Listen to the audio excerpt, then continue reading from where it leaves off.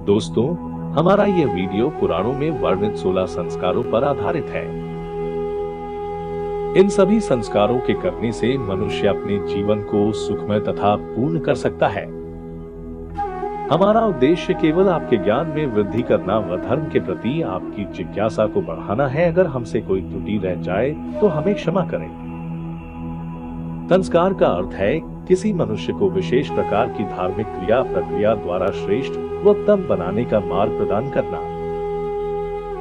संसार में संस्कारों के विषय में बहुत सी मिथ्याएं बनी हुई हैं।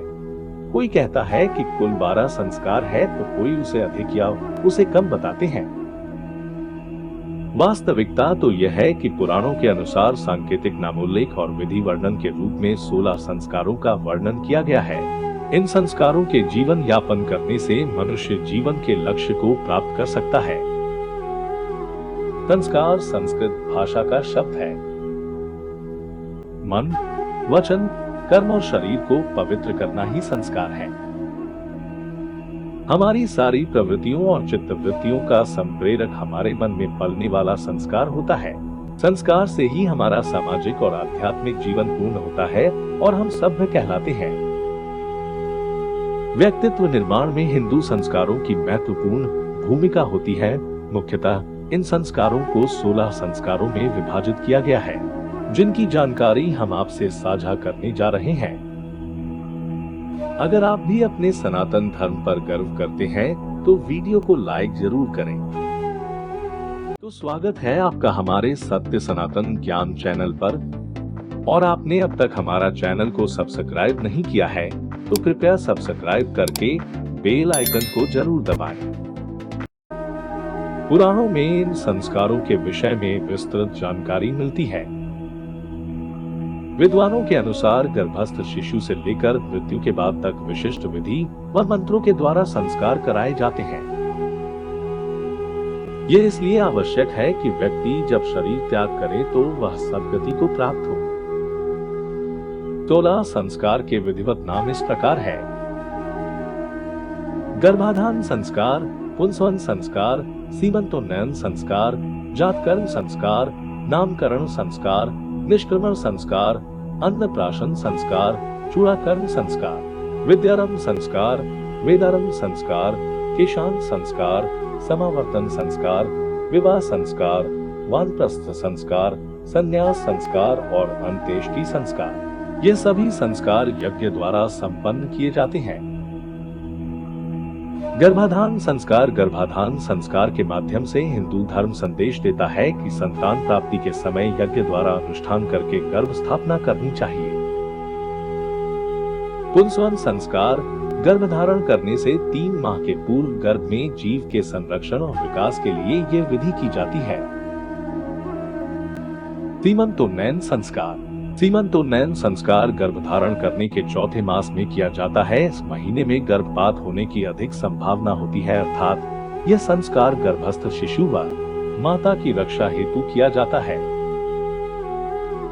जातकर्म संस्कार, यह संस्कार शिशु के जन्म से पूर्व किया जाता है, जिसमें शिशु को मधु और घी चटाया जाता है, जिससे शिशु की बुद्धि का विकास तीव्र होता है।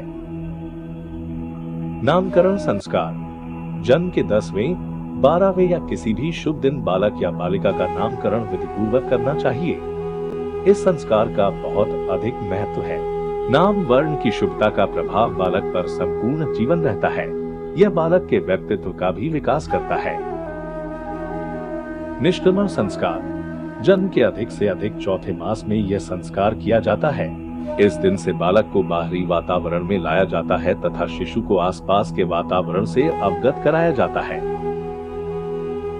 अन्नप्राशन संस्कार, लगभग छठे मास में बालक या बालिका को अनादि पौष्टिक भोजन खिलाना आरंभ करना चाहिए। इस संस्कार का उद्देश्य खाद्य पदार्थों से बालक का शारीरिक और मानसिक विकास करना है।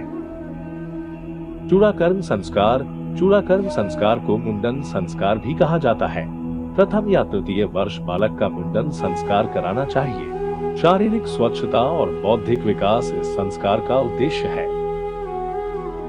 विद्यारंभ संस्कार, बालक व बालिका को शिक्षा के लिए गुरुकुल ले जाकर गुरु दीक्षा देनी चाहिए।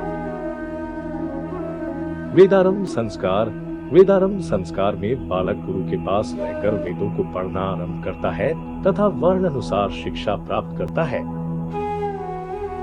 केशांत संस्कार, इस संस्कार का उद्देश्य बालक को शिक्षा क्षेत्र से निकालकर सामाजिक क्षेत्र से जोड़ना है। गृहस्थ आश्रम में प्रवेश का ये प्रथम चरण होता है। समावर्तन संस्कार, गुरुकुल से विदाई के पूर्व ये संस्कार किया जाता है। आज गुरुकुल परंपरा समाप्त हो गई है, इसलिए यह संस्कार अब नहीं किया जाता। इस उपाधि से वह गृहस्थ आश्रम में प्रवेश करता है। विवाह संस्कार, सही आयु विवाह संस्कार प्राचीन काल से ही किया जाने वाला संस्कार है। गृहस्थ आश्रम धर्म के लिए स्त्री और पुरुष का विवाह 24 वर्ष की आयु के पश्चात करना चाहिए। विवाह के उपरांत गृहस्थ के धर्म और कर्तव्यों का पालन करते हुए संतानोत्पत्ति करनी चाहिए।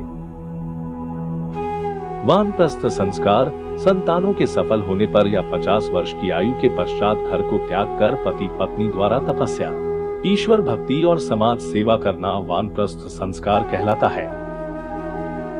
संन्यास संस्कार, पति पत्नी द्वारा सांसारिक सुख सुविधाओं के भोग आदि को त्याग कर विद्या, तप और ब्रह्म में लीन रहकर मोक्ष प्राप्ति के लिए प्रयत्न करना संन्यास कहलाता है। अंत्येष्टि संस्कार, प्राणों के निकल जाने पर शरीर का विधिवत दाह कर्म करना चाहिए। यह 16 संस्कार संपूर्ण भारतवर्ष में प्राचीन काल से ही विधिवत किए जा रहे हैं। इन सभी संस्कारों के करने से मनुष्य अपने जीवन को सुखमय तथा पूर्ण कर सकता है।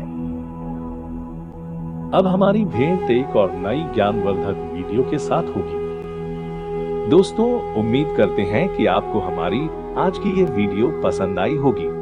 वीडियो को लाइक और शेयर करने के साथ साथ ऐसे ही और भी धार्मिक, ज्ञानवर्धक और आध्यात्मिक जानकारियों के लिए हमारे YouTube चैनल सत्य सनातन ज्ञान को सब्सक्राइब करना ना भूलें। मिलते हैं अगले वीडियो में, तब तक के लिए नमस्कार।